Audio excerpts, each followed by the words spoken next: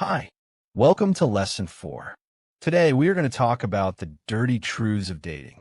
Things that other pickup artists won't tell you because they want to sell you a fantasy. Before we dive in, I need to remind you of the golden rule from Lesson 2. Mindset is Tier 1. Technique is Tier 2. I see many students obsessed with openers, routines, and cold reading lines.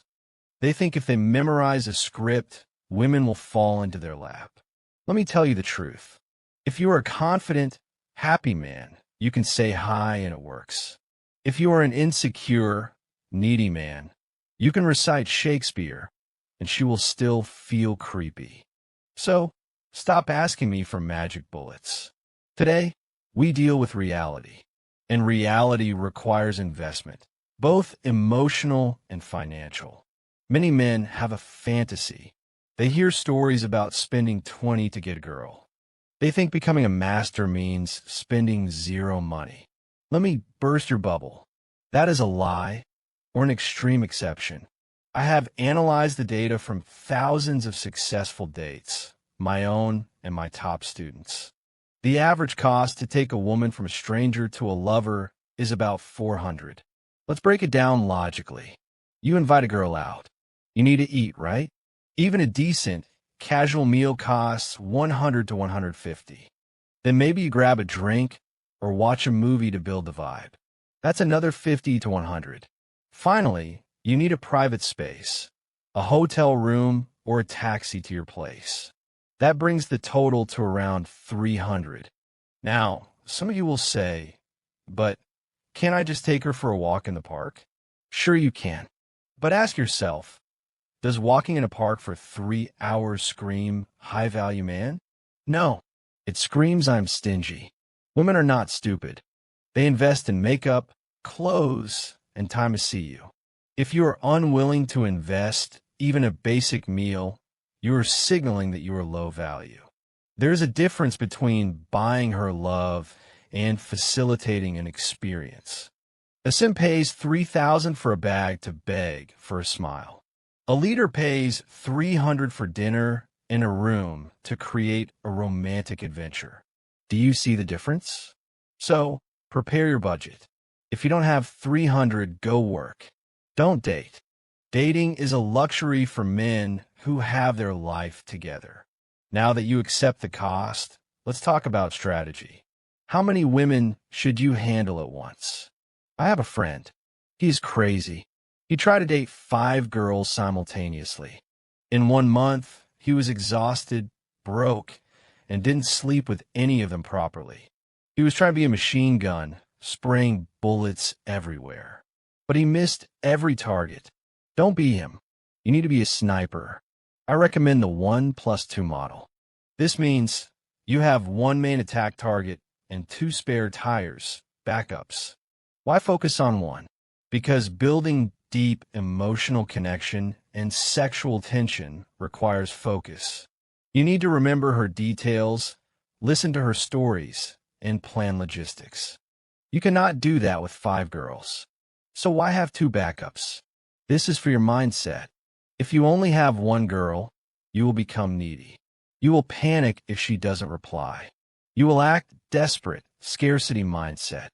But if you have backups, when the main target acts difficult, you can say to yourself, whatever, I'll just message girl B.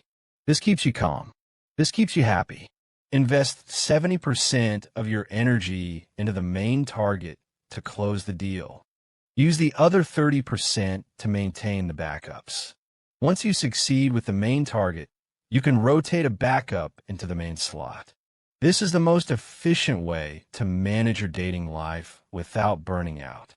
Finally, let's address a common headache, the shit test, specifically the waist test. Sometimes, a woman will ask you to buy something small but unnecessary. For example, she says, I'm thirsty, buy me a bottle of water. Or she sees a cute toy and says, can you buy that for me? Many PUA beginners panic. They think, if I buy it, I am a provider/simp. If I don't buy it, she will be angry. They call this a shit test. Let me tell you, If you hesitate over a 5 bottle of water, you have already failed. Why? Because you're signaling that you are poor and calculating. A king doesn't stress over pennies. Here is the mindset shift. If you're happy, buying her water is not submission. It's just you being a generous guy. You buy it because you want to, not because you are afraid of her. However, there is a limit. This is called the waist test. If she asks for water because she is thirsty, buy it. That is basic manners. If she asks you to buy a $2,000 necklace on the first date, just to see if you will do it, that is a test. For the small stuff, just do it. Don't be stingy. Being overly stingy is a massive turnoff. It makes the girl feel, if he counts every penny now, what will he be like later? But for the unreasonable demands, you use compliance. You smile and say, "Baby, behave yourself. I'll buy you dinner, but I'm not buying that ugly bag." Pass the test with humor and dominance, not with stinginess. To wrap up today's lesson, I want you to look at your bank account and your phone contacts. 1. Accept the reality. Dating costs money. Prepare $300 per date. Don't be a cheapskate. 2. Accept the strategy. Focus on one main target. Keep 2 backups. Don't try to be a player with 5 girls if you can't handle it. 3. Handle tests with abundance. Don't panic over small expenses. Be generous, but have boundaries.